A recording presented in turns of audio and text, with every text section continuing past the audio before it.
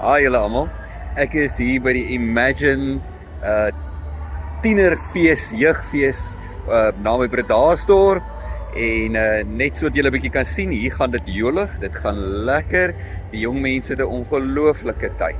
En ek gaan vir julle so 'n bietjie net 'n glimpsie gee van wat hulle op hierdie oomblik ervaar en waarmee hulle besig is. Ons gaan net begin met die praise and worship. Maar nou saai ons eers 'n bietjie kinders op, maak hulle opgewonde, maar dit is mos lekker om 'n kind van die Here te wees. Geniet dit.